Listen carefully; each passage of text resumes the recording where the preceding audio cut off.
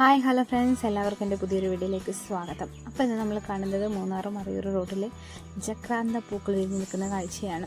ചെറിയൊരു കുഞ്ഞു വ്ലോഗാണ്. അപ്പോൾ വീഡിയോയിലോട്ട് പോകാം. എല്ലാ വർഷവും മാർച്ച് ഏപ്രിൽ മാസങ്ങളിൽ നമ്മുടെ മൂന്നാർ മറയൂർ റോഡ് ജക്രാന്ത പൂക്കളാൽ നിറയുന്നതാണ്. പച്ച തേയിലത്തോട്ടത്തിൻ്റെ നടുവിലൂടെ ജക്രാന്തപ്പൂക്കൾ വിരിഞ്ഞു നിൽക്കുന്നത് കാണാൻ അതിമനോഹരമായിട്ടുള്ള കാഴ്ചയാണ്. വയലറ്റ് നിറത്തിലെ പൂക്കൾ മരം മൊത്തം നമുക്ക് കാണാൻ കഴിയും. ഒരു ഇല പോലും ഇല്ലാതെ ആ കാഴ്ച ആരെയും മനമയക്കുന്നതാണ്. റോഡിൻ്റെ ഇരുവശങ്ങളിലായിട്ട് നിൽക്കുന്ന മരങ്ങളിലെ പൂക്കൾ വയലറ്റ് കളറിൽ അതിമനോഹരമാണ് കാണാനായിട്ട്. ഈ വയലറ്റ് നിറത്തിലെ പൂക്കൾ കാണാനായിട്ട് ഒരുപാട് വിനോദസഞ്ചാരികൾ ഇപ്പോൾ എത്താറുണ്ട്.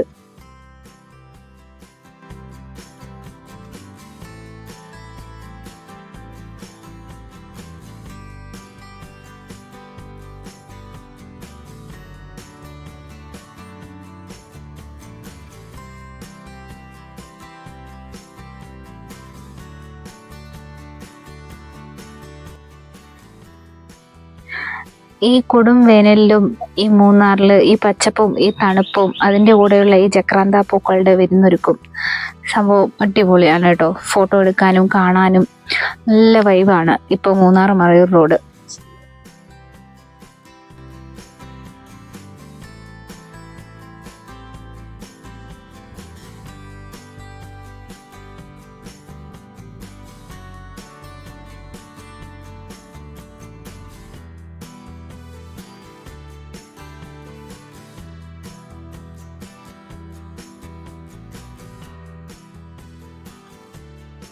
അങ്ങനെ എനിക്കും വലിയ മോഹമായിരുന്നു അങ്ങനെ ജക്രാന്ത പൂക്കളുടെ ഇടുന്ന ഒരു ഫോട്ടോസ് ഒരു വീഡിയോസ് ഒക്കെ എടുക്കണം. അങ്ങനെ അത് സാധിച്ചു.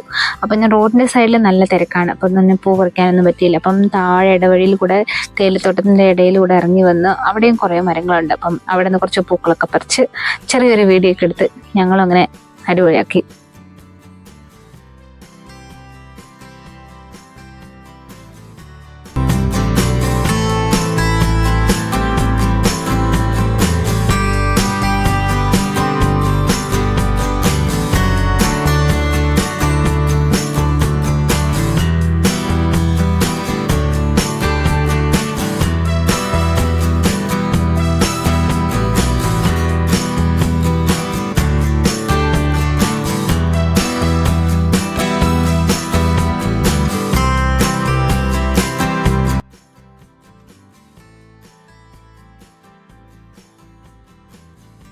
നല്ല ക്ലൈമറ്റ് ആണ് ഇപ്പോൾ ഇവിടെ. നല്ല തണുപ്പുണ്ട്. വലിയ തണുപ്പുമില്ല എന്നാൽ വലിയ ചൂടുമില്ല. മിതമായ ഒരു ക്ലൈമറ്റ്. നല്ല തണുത്ത കാറ്റും ചെറിയൊരു തണുപ്പും അതിൻ്റെ ഇടയിൽ ഈ പച്ചപ്പും മരങ്ങളും പൂക്കളും അങ്ങനെ അടിപൊളിയാണ് ഇപ്പോൾ Munnar Marayoor road. One day ട്രിപ്പൊക്കെ ചെയ്യാനായിട്ട് പറ്റിയ സ്ഥലമാണ് ഇപ്പോൾ. പറ്റിയ സമയവും അതുപോലെ തന്നെ ഇനി അങ്ങോട്ട് കണിക്കൊന്നയും അത് കഴിഞ്ഞ് ചുമപ്പ് വാഗപ്പൂക്കളൊക്കെ ആയിട്ട് പിന്നെയും അടിപൊളിയാണ് മൂന്നാർ മറയൂർ റോഡ്.